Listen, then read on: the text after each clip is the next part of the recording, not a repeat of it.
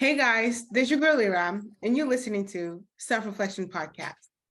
Thank you guys for joining me on another episode of Self-Reflection Podcast. I hope this podcast episode finds you well. Today on our podcast episode, we have Paul Hunter. And Paul is the author. He is the author of No Love, No Charity, The Success of the 19th Child.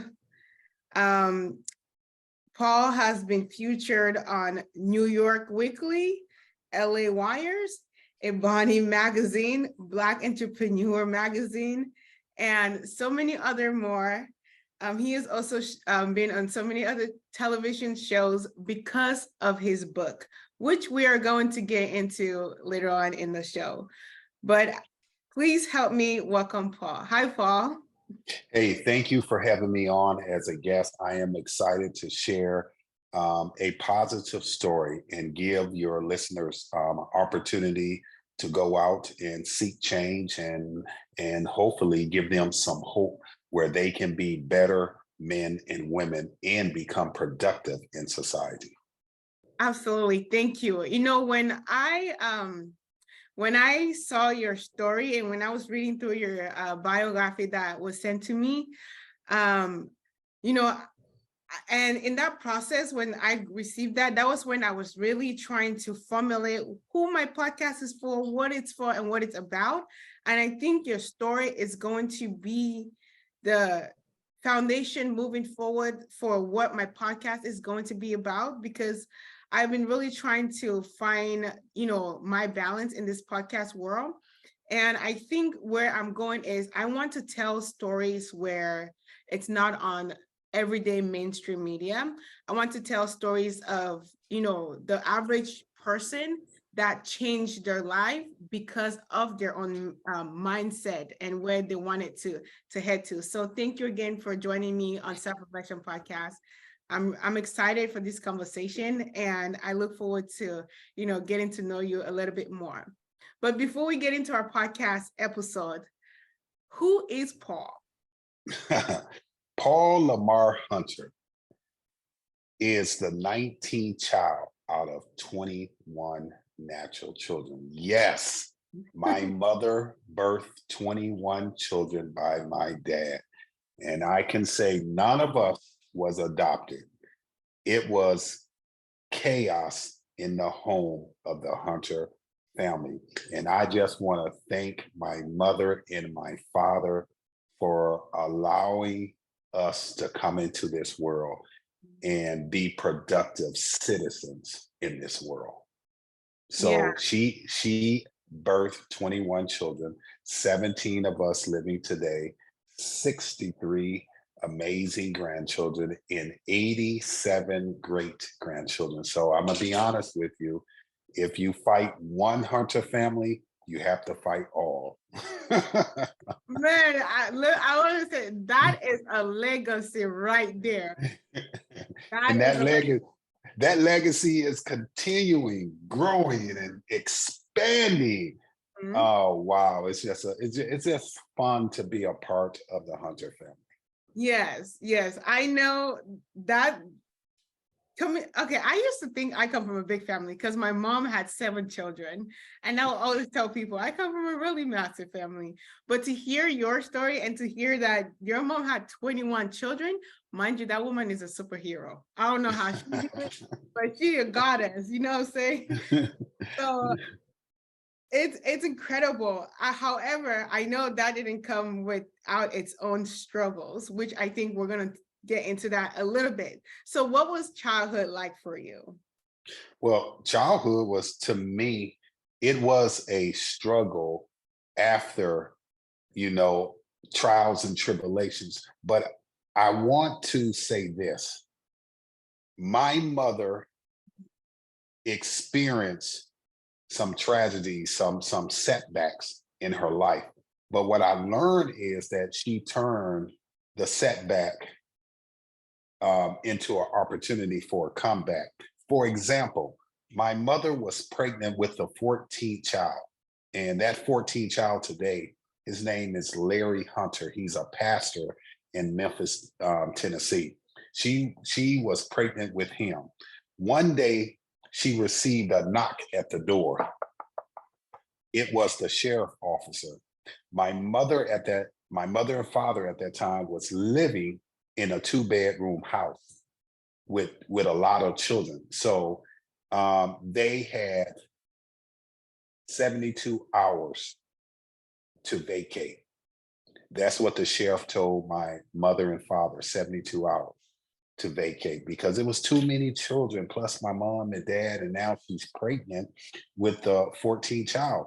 So mom and dad went to church that night, went to the pastor, told the pastor, prayed, told members of the church, they prayed, and a miracle happened the next day.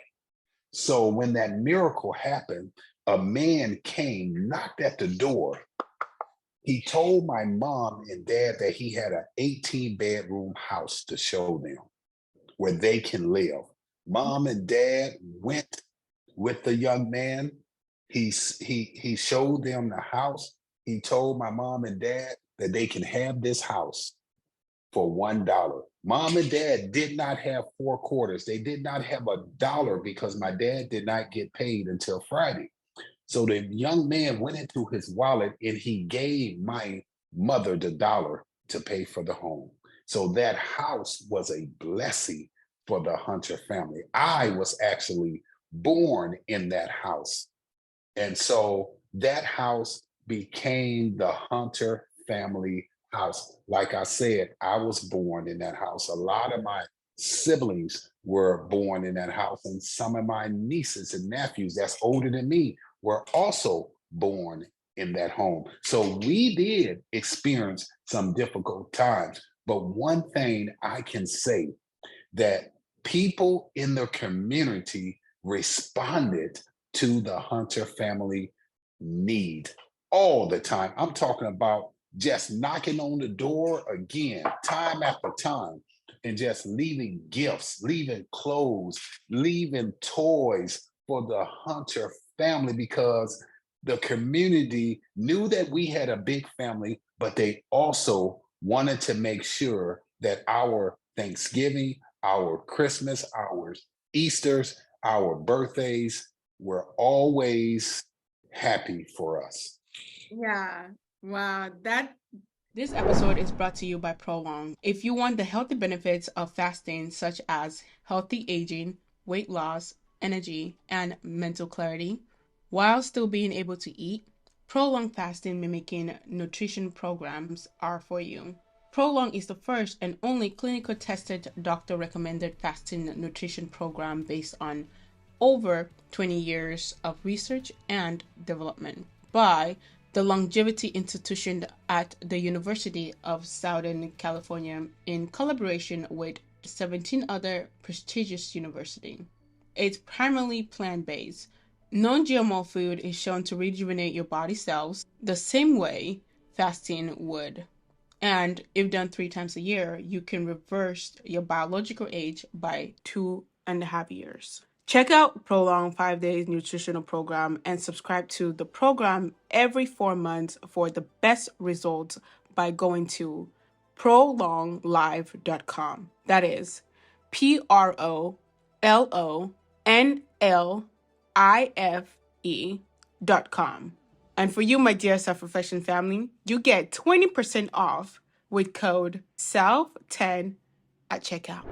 Man, to come from living in a 2-bedroom apartment, almost getting kicked out, and then the next day your mom is having this massive house, that's a miracle. And I think I believe in God. I think he works in mysterious ways.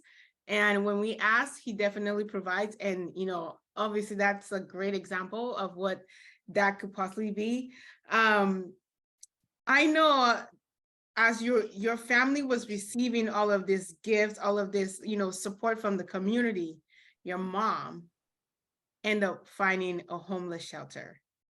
She started a homeless shelter. And to me, I saw that as God using her to bless other people, because of the way her own journey had, like your life journey and her own journey had happened, to find time to create a homeless shelter, it's amazing. Do you want to talk about that? And just, it's incredible. It is remarkable because do you know at that time, my mother, when she started the homeless shelter, Love and Charity Homeless Shelter in the city of Racine, Wisconsin, she was pregnant with me in her womb. That is very interesting.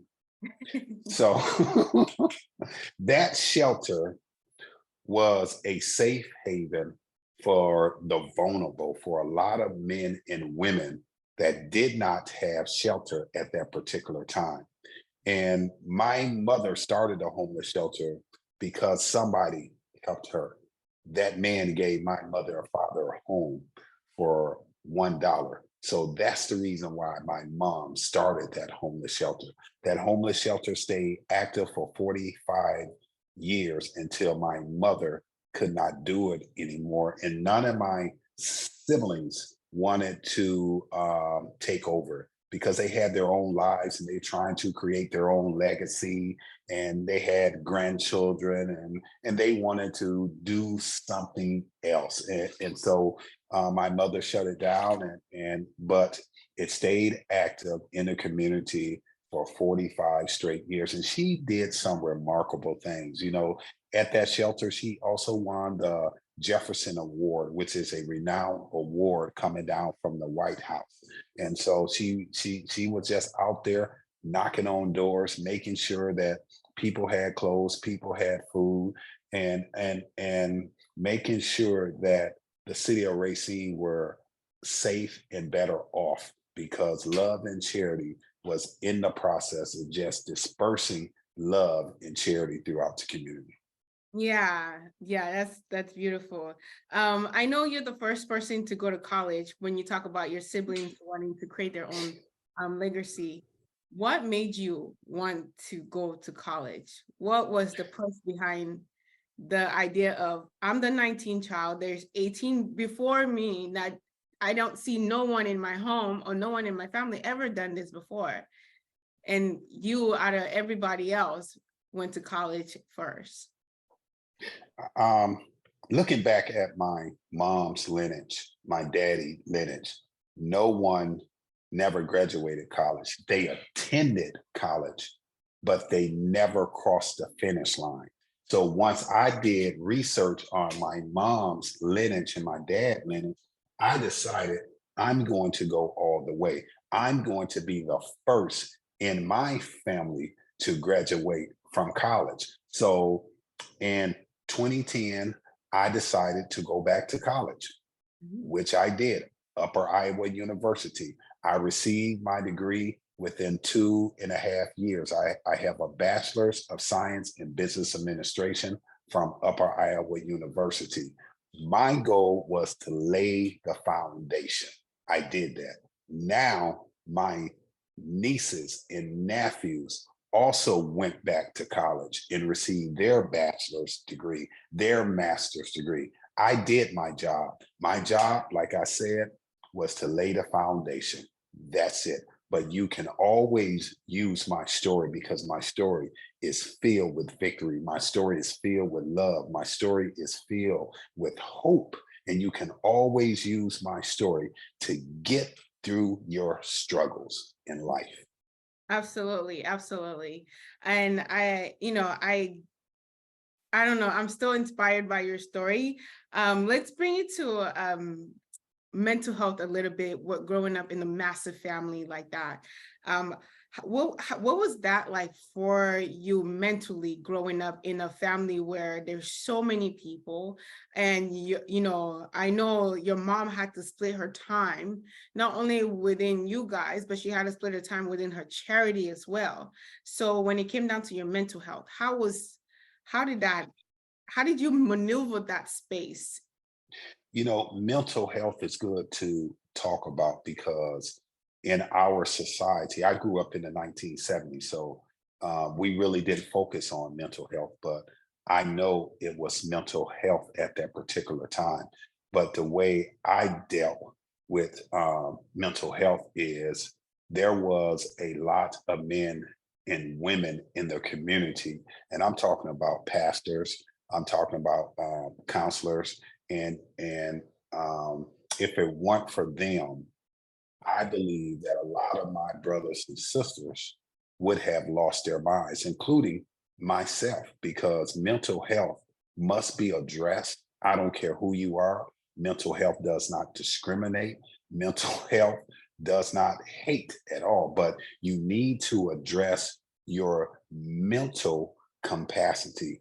There was times that in the Hunter family that my mother did not, you know, did not believe in education at all. And she never wanted none of my siblings to graduate from high school or college. So you have to understand that my mother, I believe, suffered some kind of mental health because she told us stories about growing up in Vicksburg, Mississippi, how she and her cousins had to run away from the KKK and how she had to hide in the bushes and how she witnessed her cousin at the time getting raped and being murdered and also being lynched. So just imagine a 12-year-old seeing that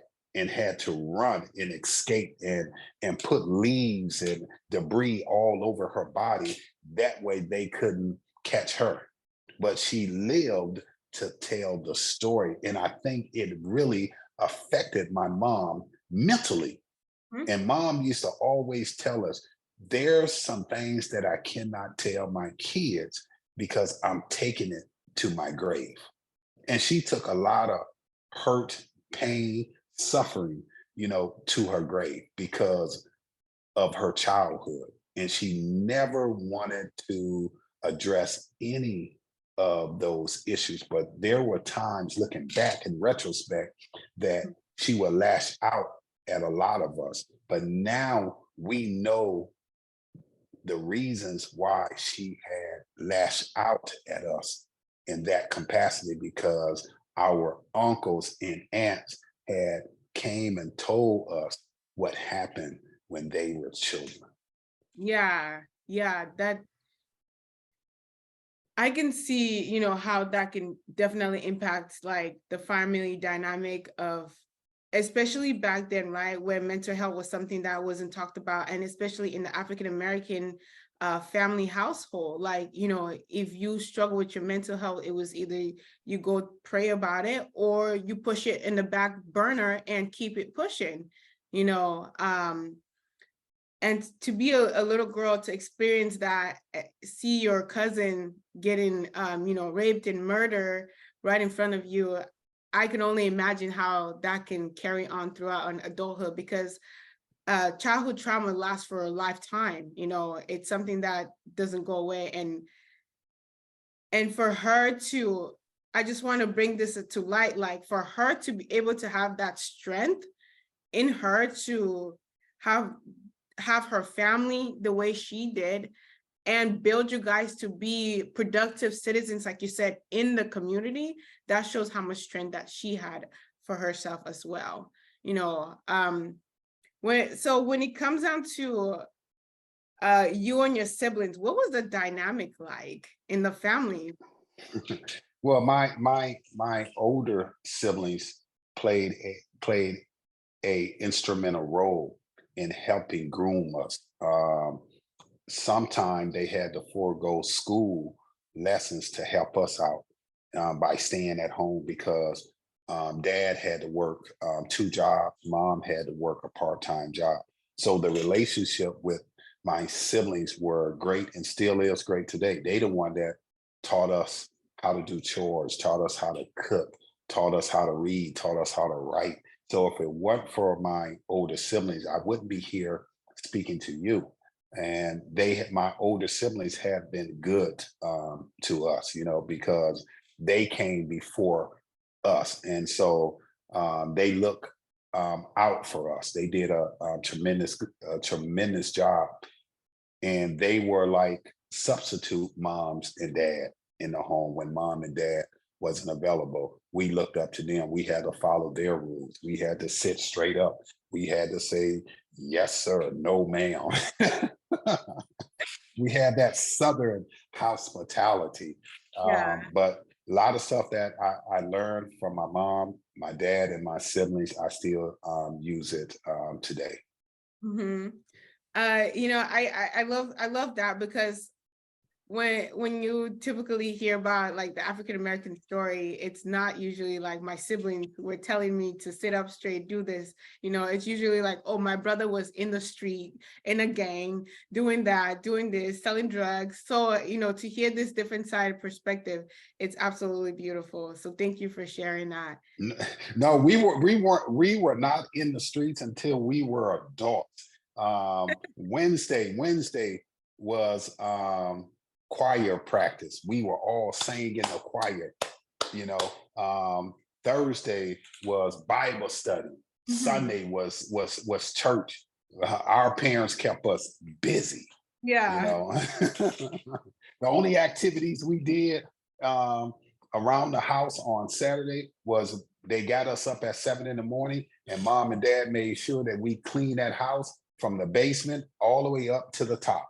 And Mm. then once we were done, they'll cook lunch for us and then have us outside, either playing kickball, playing basketball, playing volleyball, or racing each other. See, you don't see that in today's society because we all knew each other on the block. We all integrated, we all played together. If I did something, Mrs. Smith had my parents' permission to spank me, and then she would come over and tell mom and mom and dad would spank me as well. You don't Yeah. see that today. You just don't see it today. Those days were some good days. Why? What do you think? What's the shift there? What happened? Because I'm from Cameroon, from Africa. I can relate to what you're saying, but when I moved here, I don't even know my neighbor, and I could live next to my neighbor for 10 years, and I would never know what my neighbor's name. What I don't know if they have kids or not. So, what do you think happened in society, in the African American community, to be precise? I think what happened, what really destroyed the community was drugs and alcohol, video games, and social media. People are just too busy. They don't have time to read, but they have time to look at their social media. They have time to play, video games and smoke pot. When I was growing up, uh, uh, we didn't get involved in smoking weed because we knew that it was bad for your health. And now in society, the government said, "Oh, it's good for you," and a lot of men and women went to prison for selling this illegal drug. Now you say it's legal and it's good for you. I hear people say, "When I smoke weed, I'm a good lover in bed. When I smoke weed, I have 20/20 vision." I hear all type of excuses, and I tell them this that I'm 52 years old. The way I came in this world is the way I'm leaving this world, clean from drugs and alcohol. Yes. Oh my God. That's so. Did your parents like push those beliefs onto you, or was this something that your siblings like said, okay, this is the type of lifestyle we're not going to leave. This is the type of lifestyle we're leaving. No, it's our parents because we never saw our parents um, indulge in smoking weed and drinking beer and having these wild parties at the house and stuff. We never saw that. And my four children that are adults, they never saw me do that as well. Yeah. And I think when it comes down to like the African American community and how we see how the community is shifting, with especially the young men in the community right now.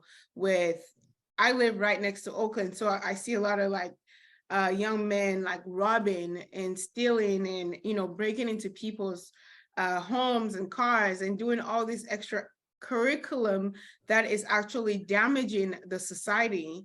you know um Growing up in America as a Black man, how or what do you like have to say about that? Because I think that it is important for other Black people to speak up about such activity that is happening in our own communities. A lot of crime does happen in our community, but we have to look at ourselves as individuals and say, what are we doing to go out and talk to young men and women? See, when I was growing up, the church's members used to always be on the streets, knocking at your door, going door to door, and talking to your family about Christ, talking to your family about drugs and alcohol, and making sure that you would participate in Bible study, making sure that you are at a community event at the community center, playing cards, or playing bingo, or having a reading contest, or having a spelling contest. Those activities saved us. Now we don't see that. A lot of these young men are motivated by what they see on television, what they see rappers do. And rappers have this, all it is, it's a facade, when they come out with these rap videos. And that's why you see a lot of young men wearing their pants half down, because they see the rappers do it and they say this is the way society is supposed to be. And that's not us. That's not our culture, to wear our pants halfway down. Our culture is to be young, productive, articulate Black men, and always giving out to society. I look at the prison system, and I used to be a former correctional officer. All I dealt with was a lot of Black men. Something shifted, the paradigm shifted, where we see a lot of Black and Hispanic men locked up in prison. So now we have to change that. We have to go back to the basics and start teaching basic fundamentals of how do you carry yourself as a young man and also as a young woman. Absolutely. I agree with you. And since we're on that topic, can you give us some, like 2, 3, 4 tips of how to start to reprogram that type of mentality to not fall into that system pipeline? I think one of the mentalities that you have to do, you have to change it. You have to go out and find some books that's going to motivate you. The Bible talks about renewing your mind. And I had to do that as an individual. And I know that young men and women that is listening to this interview, they must renew their mind. Another thing that they have to do is separate themselves from that environment, because sometimes it can be your relatives, it can be your friends. You have to separate yourself from your environment, from some of your siblings, from your cousins, your so-called friends, because you want something else. And if you go out and seek something else, you're going to elevate in life. Another thing that they need to do is basically surround themselves with positive men and women, because those positive men and women are going to hold you accountable. That's what they're going to do. They really will hold you accountable, but they will be a mentor in your life. Yes, I agree 100%. Now let's dive into your book. No Love, No Charity, The Success of the 19th Child. Can you tell us what your book entails? Well, I must be honest. My book is about rejection to redemption, from hurt to love, from lost to found, from the bottom to the top. And Drake has a song called Started from the Bottom, Now I'm Here. Hey, started from the bottom, now the whole team is here. And when I'm talking about the whole team, I'm talking about the Hunter family. So the book is basically saying, you know what, you can start from the bottom and you can work your way to the top. It's just like, hey, When I walked into the Upper Iowa University, I started from the bottom, but I end up going to the top.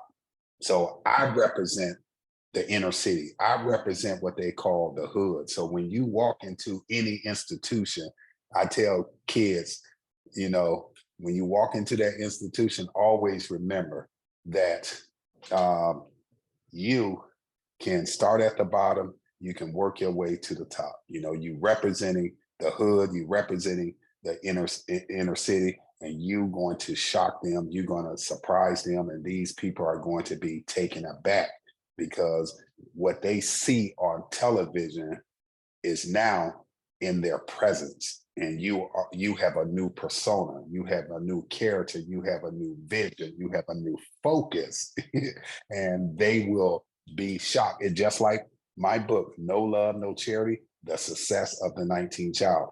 Everything is in there of what I had mentioned, but at the end of the book, it's about victory. No matter how you struggle in life, no matter how you look at your circumstances, you must have a understanding that your purpose is bigger than your circumstances. And my purpose has always been bigger than my circumstance. So what? I grew up poor. So what? I slept on the floor. So what? I went without food. So what? I had a lack of clothes. But look at me today, baby. Look at me today. Yes. Oh my God. I just want to jump off my seat because you're hyping me up. So for real, I'm not kidding. I want you to talk. You mentioned rejection and then you mentioned redemption. And I want you to touch on those two a little bit more in depth. What rejection did you face, or challenges, I guess we could put it in that way, did you face? And then the redemption part, how did that happen? The rejection was, you're not college material. You know, I grew up with a speech impediment. So teachers used to tell me that I wasn't college material, that I was going to just have a high school diploma, you know, not a 4-year degree, just a high school diploma. And the redemption is, I did it. What you said provoked me, motivated me to push myself, because I knew there's better if I continue to push myself, and I push myself. So sometimes you can wake up a quiet giant, and that's what they did. They woke up a quiet giant, and this giant ended up graduating from college. This giant ended up writing a book, No Love, No Charity, The Success of the 19th Child. This giant ended up writing the screenplay of the book, No Love, No Charity, The Success of the 19th Child. This giant ended up signing a contract with Tailflick to get the movie produced and directed. So, you know, sometimes you just need to zip your mouth, because you can just wake up a giant, and that giant can flourish. And you can sit back and say, oh, wow, I should have kept my mouth shut. But that's all right. Keep talking negative, because I'll always take a negative and turn it into a positive. That's right. That's right. And how did you build that mindset of such resilience? Well, I come from a big family, and those struggles, you know, growing up poor, and the negative comments that people had said. And I always told myself that I'm going to be better than what they say. I'm going to do well. I'm going to be great. I used to get up in the morning and I used to say, I'm beautiful, I'm blessed, I'm loved, I'm smart, I'm intelligent. I used to get up and say those affirmations. Those affirmations is going to help you prevail against your struggles. And I used to say it every day. And sometimes I catch myself getting out the shower, or getting out the tub and just looking in the mirror, just telling myself I'm beautiful, I'm gorgeous, I'm bright, I'm intelligent, I'm a good speaker, I'm blessed. Oh my God, it is amazing. It is a delight to hear, like, a man, I'm sorry, but it is a delight to hear a man say they speak affirmations in such way.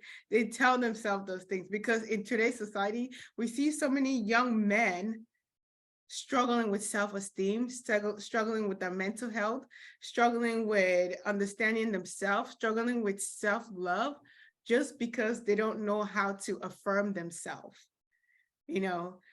So on that note, what support or what advice do you have for that young man that is listening to this podcast right now, that is struggling with their mental health, that is struggling with self-esteem, that is struggling with self-confidence, that is struggling to just find themselves in society? What affirmations or what support do you have for them right now? I think the best thing for people to do is to go out and seek help. You know, your mental health is very important. Yeah. So you need to go out. I don't care if you go see a pastor.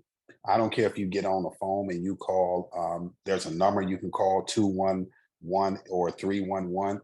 They can hook you up with organizations in your community. I want to see you live. I want to see you become a better person in society, because your mental health is important to you, but it's also important to me. Never be afraid to embrace help, because it's going to help you as an individual, and you will be able one day to sit where I am and tell people, yes, I had mental issues. This is what I was able to do. I called 211. I spoke with a pastor. I spoke with my counselor. They hooked me up with organizations in my community. So for the people that have mental issues, have the attitude of never giving up and always embrace people. And for that person that is struggling with self-esteem and self-confidence. Well, I think the best thing you can do is just like what I did. I build myself up. I'm gonna tell you a quick little story. Kids used to mess with me. They used to say to me all the time that I had big eyes and big lips. But guess what? I said to myself, I have beautiful eyes. I have beautiful lips. And I never forget, 10 years ago, I'm walking through an airport and this woman looks at me, and I'm with my friend and my and another friend, and she looks at me and she said, "Oh, you have some beautiful lips." And I said, "Baby, you want to kiss them?" She said, "Yeah," and we kissed. So embrace. If you have low self-esteem, build yourself up. You dealing with a guy right here, me, Paul Lamar Hunter, had very low self-esteem, but I build my self-esteem up by saying that I'm beautiful, I'm gorgeous, I'm great, I'm talented, I'm gifted. You have to build your self-esteem up yourself if you really want to be successful in this world. Absolutely. It's the power of words that is, it's something else, you know, our words create our world, per se, we could say that. So, you know, thank you for those words. When it comes down to the limitation of nature versus nurture, you know, how can one find fate within that space? Because sometimes when we come from poverty backgrounds, when we come from backgrounds that I don't know, the hood, the trenches, whatever we want to call it, right? When we come from spaces that we don't see people prospering, we can say, oh, it's our environment, or we could say it's our nature, this is our faith. So how do we break away from that? Well, the way I was able to break away from it is with a positive role model. His name is Mike Moorharn. He's a former attorney, the late great attorney. And he taught me some valuable lessons. And he had to tell me that I had to separate myself from my environment. I did not separate myself from my siblings, because my siblings have always been very supportive of me. So my faith plays a tremendous role in me separating myself from a lot of things, because I don't engage in negativity. And so I always put myself in a better position. You will never hear about me committing a crime or hanging out with people that smoke weed or do drugs and none of that stuff. And I think it comes down to people just want to make a solid decision on on what they want to do in life when it comes to that nature and nurture. You know, they make basically the decision. So that's it. Yeah, yeah. And you think our nurture, which is where we come from, right? The biology of where we come from. Do you think that has a big part of playing in our destiny? Yes, it does. It really does. And with me, um, like I said before, um, I might not had a lot of nature, but nurture, but it was a lot. It was my siblings that was there that helped me, you know, along the way because my mom and dad was, you know, they had to work, they were absent a lot. So This episode is brought to you by Prolong. If you want the healthy benefits of fasting, such as healthy aging, weight loss, energy, and mental clarity, while still being able to eat, Prolong fasting mimicking nutrition programs are for you.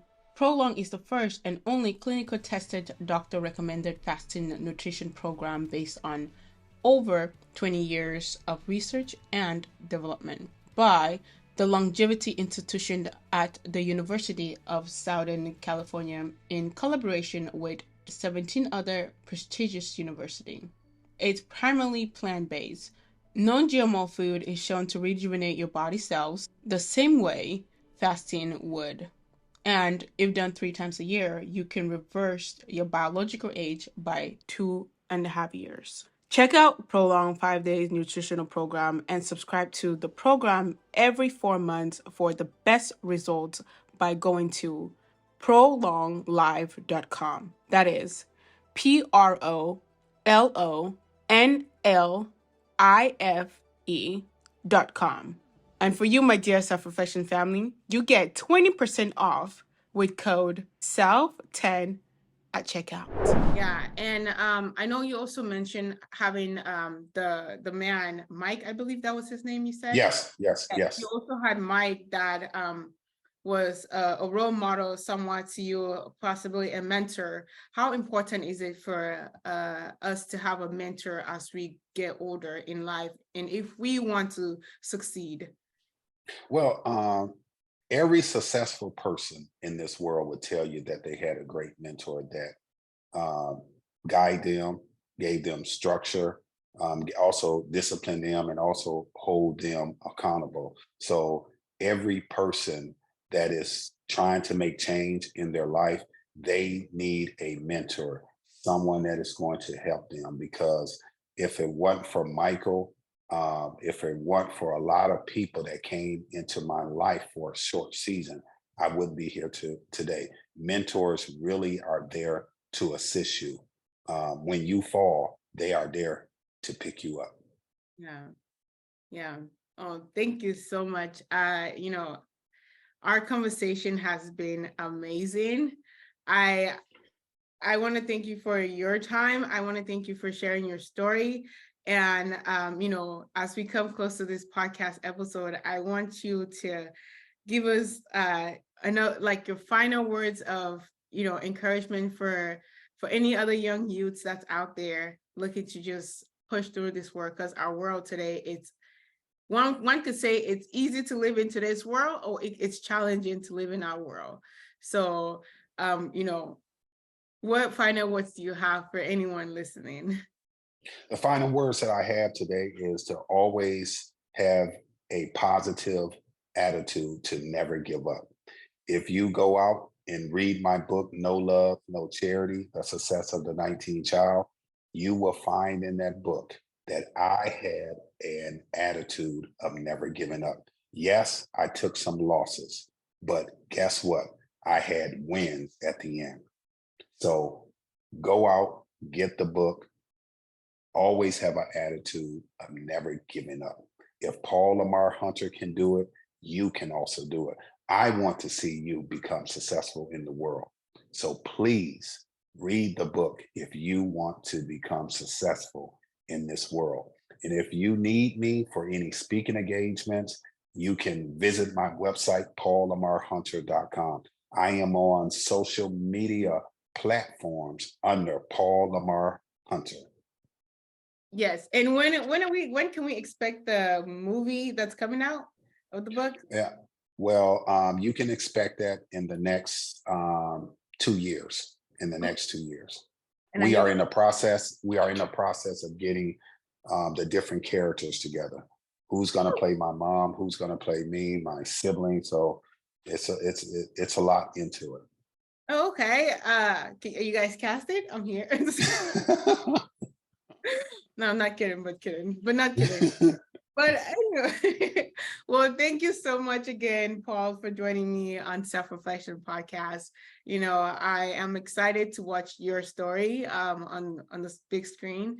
And, you know, I think your story really inspired me, and I hope that your story is going to also inspire whoever is listening to this podcast episode.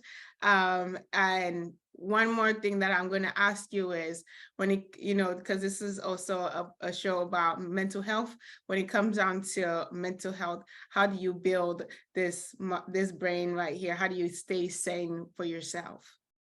For me, I do a lot of reading the Bible. I love to read the Bible because it deals with life issues.